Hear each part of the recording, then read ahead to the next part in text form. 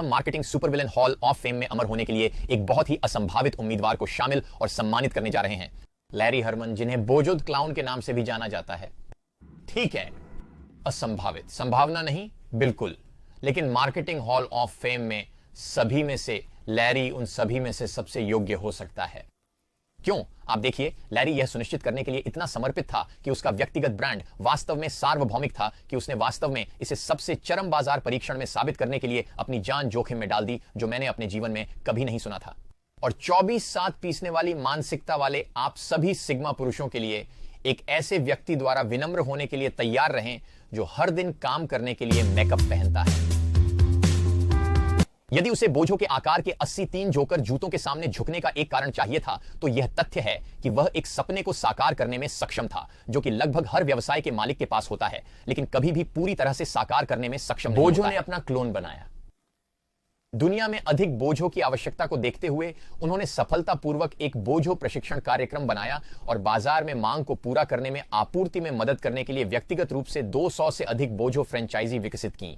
वे बोझों की तरह चलते हैं, वे बोझों की तरह बात करते हैं, और किसी भी अन्य प्रमुख ब्रांड की तरह उन्हें सख्त ब्रांड दिशा निर्देशों का पालन करना पड़ा। लाखों की प्रतिबद्धता वाले जोकर। मुझे नहीं लगता कि मुझे इस तथ्य का उल्लेख करने की आवश्यकता है कि 200 से अधिक जोकर क्लोनों की एक सेना अब तक की सबसे अधिक पर्यवेक्षी एस्क चीज हो सकती है। वास्तव में निष्पादित होने की बात तो दूर की बात है। अपने ब्रांड के निर्माण के दौरान बोझो अथक प्रयास कर रहा था। वह पूरी तरह से अपने लक्ष्य को पूरा करने पर केंद्रित था, जो कि दुनिया का सबसे बड़ा, सबसे अधिक पहचाना जाने वाला जोकर बनना था। वह जानता था कि यह आसान नहीं होने वाला है, इसलिए उसने ग्रह का भ्रमण किया, गणमान्य व्यक्तियों और बच्चों से समान रूप से मुलाकात की, लगातार अपने ब्रांड को बदला और दोहराया ताकि यह सुनिश्चित हो सके कि यह न केवल भाषा बाधाओं को पार करता है, बल्कि संस्कृतियों को भी पार करता है। बोझो को तब एहसास हुआ कि वास्तव में सर्वव्यापी होने के लिए आपको कोई कसर नहीं छोड़नी होगी, और सच्चे अविश्वसनीय बोझो फैशन में उन्होंने अपने बाजार परीक्षण को चरम सीमा तक ले जाने का फैसला किया। तभी लैरी ने कुछ ऐसा करने का फैसला किया जो किसी अन्य विपणक ने पहले कभी नहीं किया था और शायद फिर कभी नहीं करेगा। उसने इस पर अपना जीवन दांव पर लगा दिया। यह देखने के लिए कि क्या हंसी वास्तव में सार्वभौमिक है, बोझो ने अपने ब्रांड का सही परीक्षण करने के लिए पापुआ न्यू गिनी के जंगलों की यात्रा करने का फैसला किया, जो सभ्यता से अछूता स्थान था और जहां जंगली निष्पक्ष नरभक्षी रहते थे, जो संभवतः नेल्सन रॉकफेलर के बेटे के लापता होने का कारण थे माइकल कुछ साल पहले। एक कॉमिक बुक के एक दृश्य में बोझो और चालक दल को एक गंदे गोताबार को खोजने के लिए जंगल में गहरी यात्रा करनी थी और एक पागल पायलट को ढूंढना था जो उन्हें स्थिति में ले आए। अंततः पायलट सहमत हो गया। उसने अपने यात्रियों को उतार दिया और मुलाकात के बारे में विस्तार से बताया। मैं कल दोपहर को यहां रहूंगा। मैं 1 घंटा इंतजार करूंगा। यदि आप यहां नहीं हैं तो उन्होंने आपको खा लिया, तुम मर गए और मैं चला गया।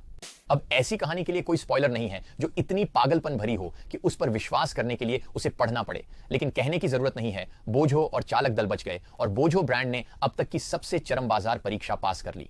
बोझो पर पीछे मुड़कर देखने पर मुझे यकीन नहीं है कि मैं किसकी अधिक प्रशंसा करता हूं। उनकी व्यावसायिक उपलब्धियां, जिनमें एक एनिमेशन स्टूडियो का निर्माण, कई टीवी शो सौदे, साथ ही एक लाइसेंसिंग और बिक्री व्यवस्था शामिल है जिससे उन्हें हर साल लाखों की निष्क्रिय आय प्राप्त होती है, या उनकी व्यक्तिगत हरकतें, जिनमें मेरे द्वारा बताई गई कहानियों के अलावा अमेरिकी राष्ट्रपति पद के लिए बोली विलियम शैटनर जैसे लोगों के साथ एक एल्बम रिकॉर्ड करना और लाइव टेलीविजन पर एक राक्षसी सरीसृप के साथ अचानक लड़ाई शामिल थी, जिसके कारण उन्हें लगभग अपनी जान गंवानी पड़ी।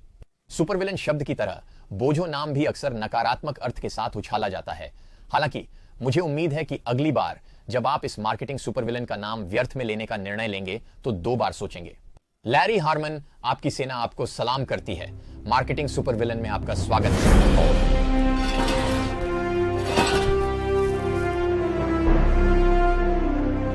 देखने के लिए धन्यवाद, लेकिन याद रखें, विशाल किलर रोबोट स्टूडियो के अंदर तक पहुंच जारी रखने के लिए आपको लाइक, शेयर और सब्सक्राइब करना होगा। और यदि आप किसी ऐसे व्यक्ति को जानते हैं जिसे मार्केटिंग सुपरविलन हॉल ऑफ फेम में शामिल किया जाना चाहिए, तो हमें नीचे टिप्पणी में बताएं और हम संपर्क में रहेंगे।